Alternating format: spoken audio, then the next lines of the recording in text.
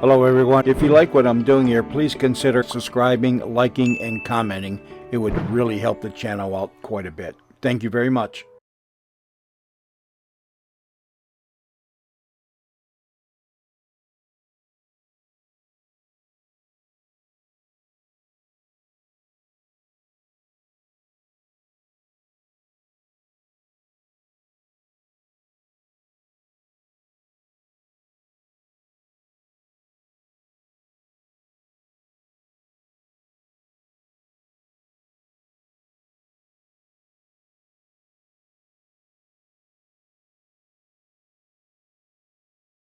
Confession you are about to hear is an actual tape recording. All right, read the statement, please. I make this confession of my own free will because it is true.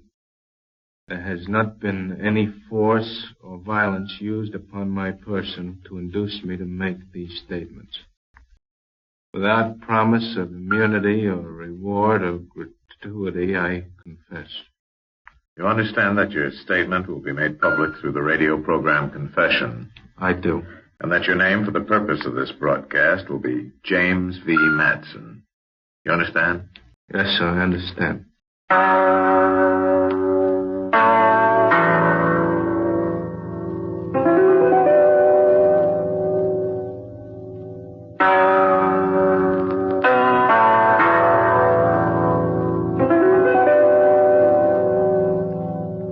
You are listening to Confession.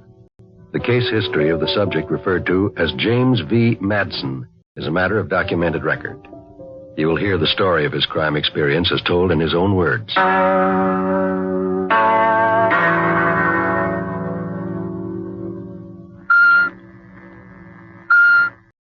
right. Continue, please. Well, let's see.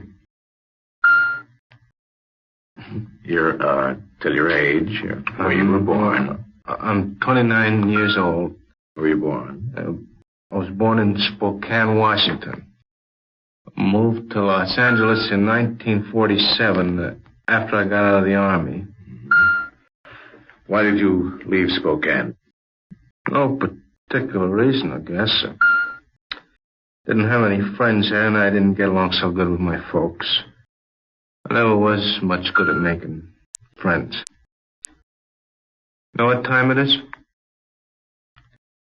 It's 8:23. Morning's going fast. Did you have a record in Spokane? No. When did your crime experience actually begin? I don't know, actually. I guess I was thinking about it ever since I was a kid. Oh? I read everything I could about it, only I didn't just read it, I studied it. What do you mean? Well, I figured out how to make a phony set of license plates and a driver's license. I learned how to start any make car without a key. Things like that. As a kid, at that time, did you ever think that you'd put that knowledge to use? No, it was more like a game. I was trying to figure out ways to outsmart the cops. I see. Go. In Los Angeles, I got a job in the radio department of a big hardware and appliance store in Ventura. That's out in the valley. Mm-hmm. I rigged up a radio over my workbench, and I kept it tuned to the police shortwave band. I got a kick out of listening to those calls.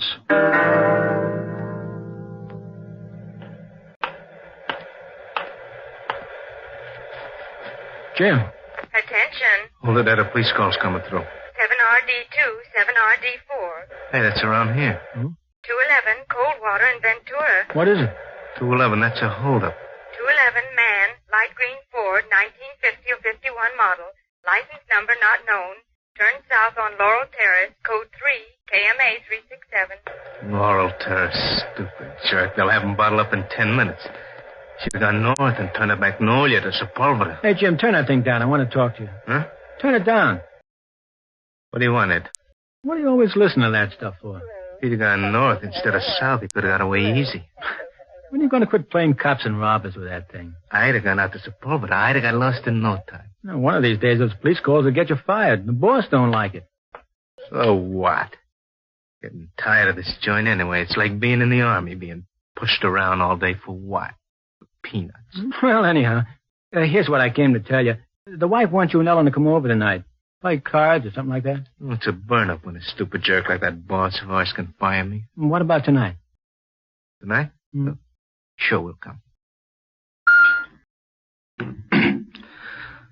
I don't know if this is important or not, but in my whole life, I only met 2 people I could call my friends. Names? One of them was Ed Manning, the guy I worked with at the shop. And the other one was Ellen Cummings, a girl I thought I was going to marry. Uh-huh. One night, I was taking her home from the movie. What do you want to tell me, Ellen? My folks want me to stop seeing you. I knew they would sooner or later. Any special reason, or is it just me?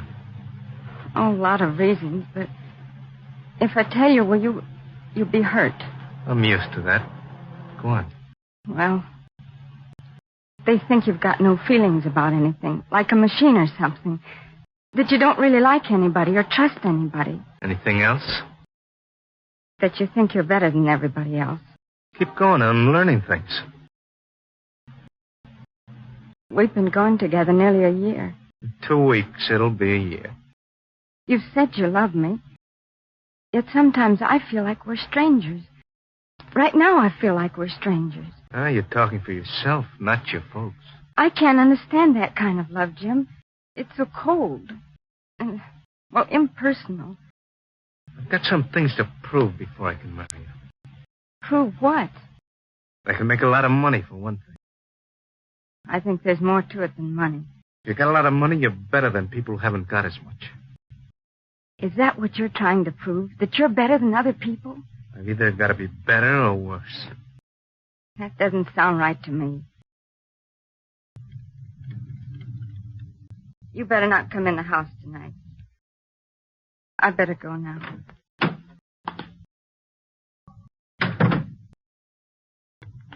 I don't think you really want me, Jim. In less than a year, we'll be married. Tell that to your old man. Good night, Jim.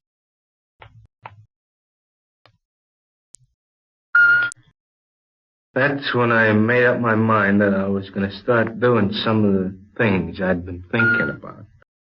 Like Ellen said, it was more than money. It was the way I felt about people, Ellen's mother and father, everybody. Let's see. It was... I can't explain that. Well, that's... you go on. The next night I went down to this bar in Pico where I used to hang around. One of the guys I knew who came in there, his name was Bill Swanson. Once, when he'd been a little drunk, he told me he was one of the top burglary men on the coast. I see. He told me he could tell me where to buy anything from an anti-aircraft gun to a ton of dynamite. When I came in, he was sitting in one of the back booths, and I sat down across from him. Hi, Jim. Hey, how do they look? How does what look? My fingernail. I like to have them just so. Hey, what's on your mind? I want to buy a gun. Know where I can get one? Sure. You got one to sell? Never touch them. Where? Tijuana. Go down to Tijuana. You can find a cabbie there who'll get you one for $40, $50. Thanks. What have you got cooking? Plenty. If it's easy and the percentage is right, think of me too, huh? We might work something out. What are you looking at me for? I was just thinking I'd hate to be on the wrong end of a gun you were holding. Why? You look as if you'd enjoy using it. You know, I haven't seen you crack a smile since I've known you. When I find something to laugh about, I'll let you know. Real happy character, aren't you? Well, I've got to go now. How do my nails look now? Pretty nice, huh? The senior. I went to Tijuana and bought 2 guns. An old Army 45 and a 38. I hid them under the seat cushions. And the custom men at the border just waved me through.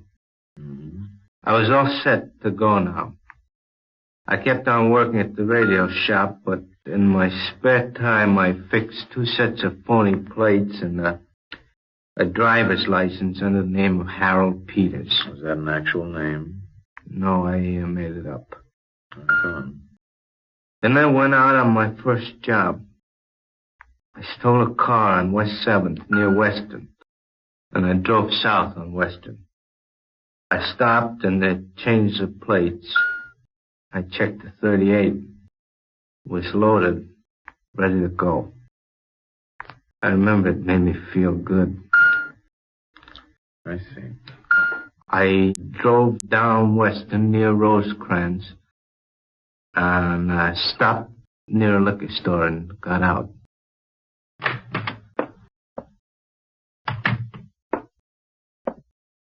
Sorry, I was just getting ready to close. I won't keep you a minute. What'll it be? This. Give me your money. All of it. All right. Hurry it up. For heaven's sake, lower that gun, will you? Give me the bills out of your cash register. Got a wife and kids? Yeah. If you want to see them again, move a little faster. Take it easy. I'm giving it to you. Here. This isn't enough. You got more money than this. On the level, business has been lousy. Not that lousy. I'll count to 3. 1. Hold it, mister. I got a few bucks in my pocket. I just remembered. Lucky you remembered. Take it. Thanks. You know how close you came, don't you? I forgot about that money in my pocket. No kidding. Yeah. No kidding.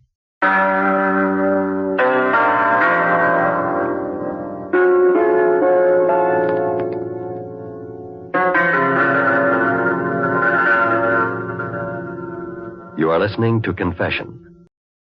Before continuing with the documented record of the subject referred to as James V. Madsen, the National Broadcasting Company is honored to present Mr. Richard A. McGee, Director of Corrections, Department of Corrections, State of California. Mr. McGee. To students of criminal psychology, the design revealing itself tonight is a familiar one. It is the unfortunate story of an individual who considers himself outside the pale of society. Due to some basic sense of inadequacy, he feels a subconscious need to revenge himself on all mankind. Law and authority are his natural enemies. He thinks of himself as a superman. He plans the supercrime, not realizing that his criminal acts are merely surface manifestations of his own sick personality. This type of criminal is extremely dangerous. He is your cold, calculating killer. Some psychiatrists have observed that what he is really seeking is his own self-destruction, and inevitably that is what he will achieve. Unhappily, the only protection society has against such a criminal is apprehension early in his crime career. Thank you, Mr. McGee. Now, to continue with Confession and the documented record of the subject referred to as James V. Madsen.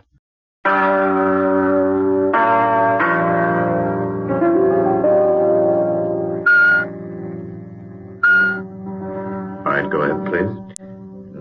What time is it now? 8:42 a.m. Getting late. Let's see, where was I? You just held up a liquor store. Yeah. I felt good about the way I handled the first job. Made me feel, superior. Mm-hmm. Another thing that gave me a kick was a scared look in the man's eyes when he saw I meant business about the gun. I took close to $200 from that scared rabbit. I see. Then I ditched the hot car near Adams in Vermont. And I went home. I don't know when I felt better about anything. Next day, I was sitting outside in back of the radio shop eating my lunch. Ed was there, too. Yesterday, She's going steady with some guy. Good for Ellen. You sure didn't lose much time getting over that romance. I guess I always knew it wouldn't work out. What are you reading that's so interesting? Liquor store hold up on Western. What are you laughing at? Listen to what the guy said. The minute I saw the gun in his hand, I knew he was a killer. For a long time, I'm going to feel lucky to be alive. No, I don't see anything funny about that. How about the guy who did it? Funny about that? How about the guy who did it does? He walked out with nearly $200. So what? So he goes on a binge and blows it all. Not if he's smart. You know what I'd do if I was him? What? I'd keep at it till I had a big enough stake to go into a legitimate business. And I'd quit the racket and become a Mr. Somebody. These thugs don't care about getting into business. If it was me, I'd plan to get into some business. If it was you, get off that cloud. In the next month, I pulled 5 jobs. I had $1,700. Not bad. Another 5-6 months, I'd be ready to get into some kind of business. Open a radio shop or a hardware store, maybe. In the meantime, I was getting a kick out of what I was doing. Every time I went into a place to knock it over, it was the same thing. I'd take my gun out. I didn't have to say much. They knew I meant business. How long did you go on working at the radio shop? Oh, about another month, I guess. Then I quit my job. I told Ed I was leaving town. Where were you going?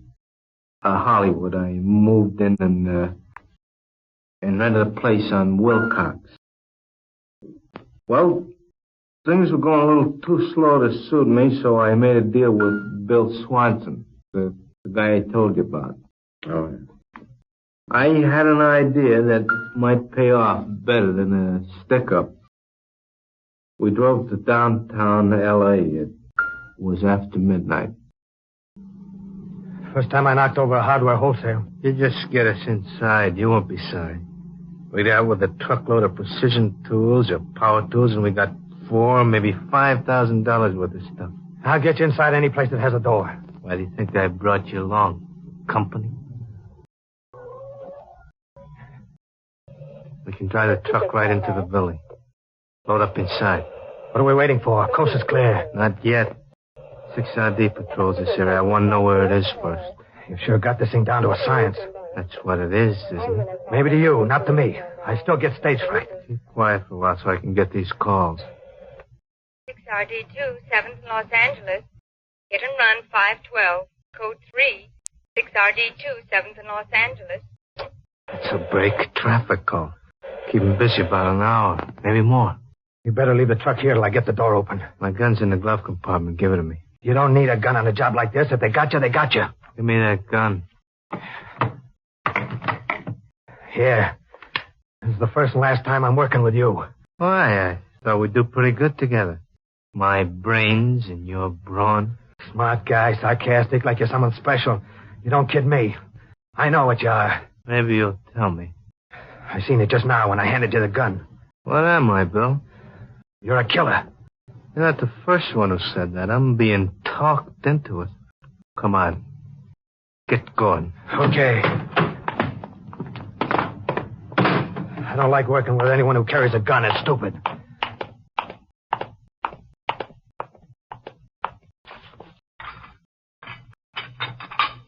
Think you can handle this door? Don't touch it. Maybe wired. Burglar alarm. I better put a light on it. That's enough. Put it out.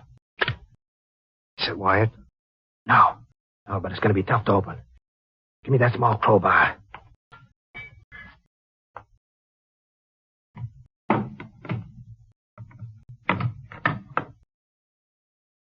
Someone's coming up the alley. Imagining things open up.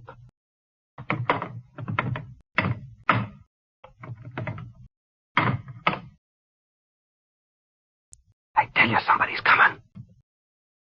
Ducked into the doorway.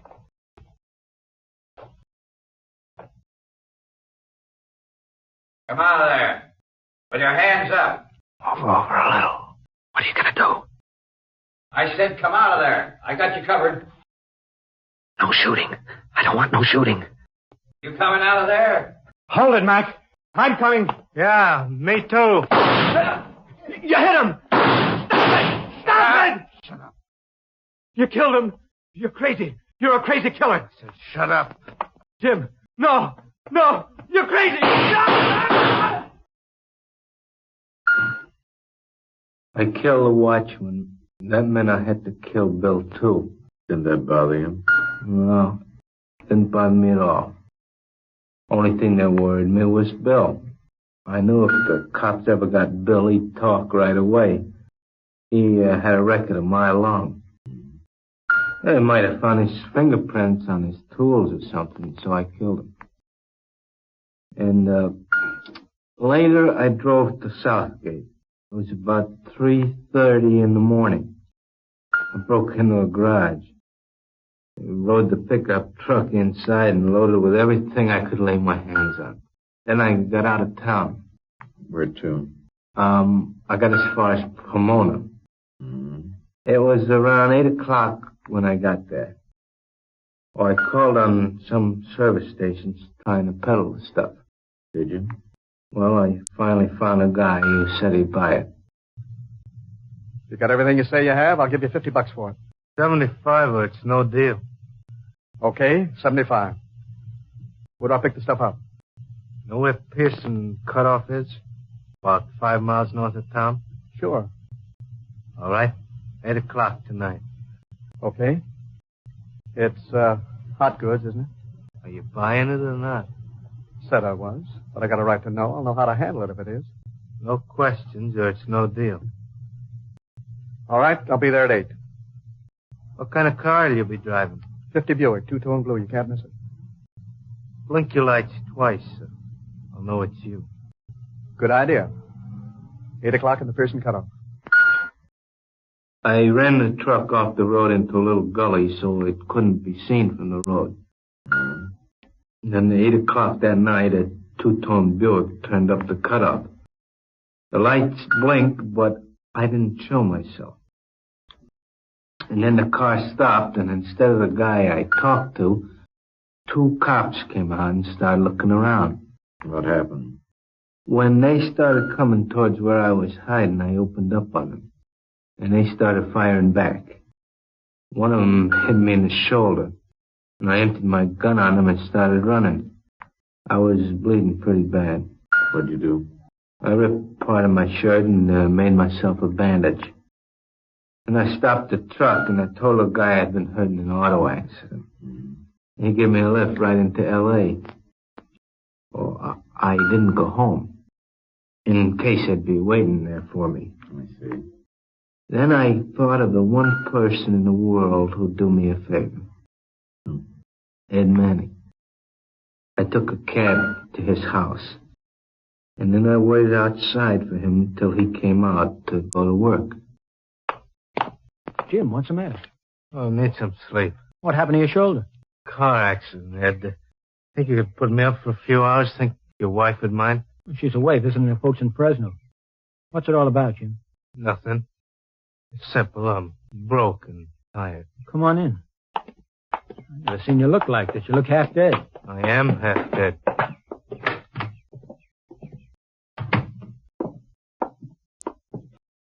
You can bunk in there in the bedroom. Thanks, Ed. Sure you hadn't better see a doctor? I'm sure. Okay. I better be going. I remember before I fell asleep, I wished I had a gun with me.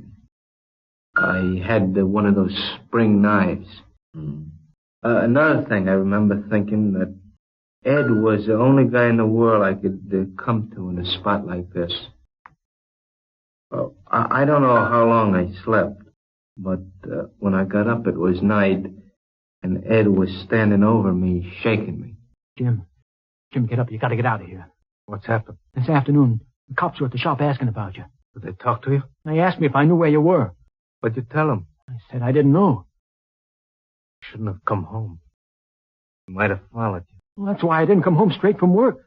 That's why I waited till after dark. They might have followed you anyways. What have you done, Jim?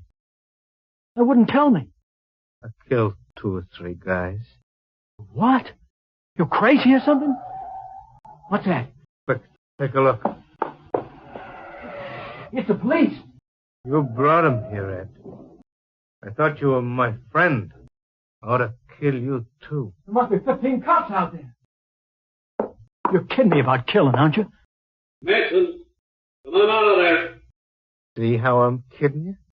They'd have come to the door if I wasn't a killer. Jim, you're crazy. If you got a gun, I'll outsmart him yet. Manny, you in there? Don't answer. They'll start shooting, Jim. They'll kill both of us. Too bad. You brought him here, my friend. Well, I didn't know, honest. I'm getting out of here. No, you're not. You don't get out this door till you get by me. 5 seconds and we start shooting. First, Ellen. Then you. 1, Put that knife down. I'm your friend. 2, Like the rest. I mean it, Jim. 3. You're not lying, Ed? No, Jim. I don't think you're lying. I'm not. 4. Madsen.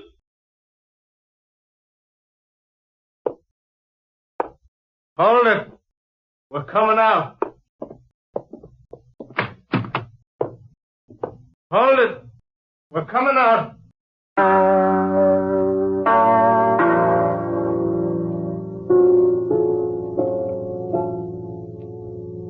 You have just heard an actual confession. This case history of the subject referred to as James V. Madsen is a matter of documented record. To protect the legal rights of the subject, names and places were changed or deleted. Technical advice for confession comes from the Office of the Director of Corrections, Department of Corrections, State of California. In a moment, you will again hear James V. Madsen. Subject tried on the charge of murder, first degree, 3 counts. Place of trial, Superior Court of the State of California, Kinnan for the County of Los Angeles. Jury's findings. After psychiatric examination, the subject was found sane and guilty as charged. Death sentence to be executed by the warden of California State Prison, San Quentin. Well, that's it. It's all over. I don't know what lesson can be learned from my story. Unless it's that I never got to spend $1 of the money I got. And even if I had, it wouldn't have made much difference. I guess it's no use saying I'm sorry for what I did. I killed them, and I didn't know them. They didn't know me. What time is it? 9:31. 29 minutes. Time to smoke some cigarettes anyway.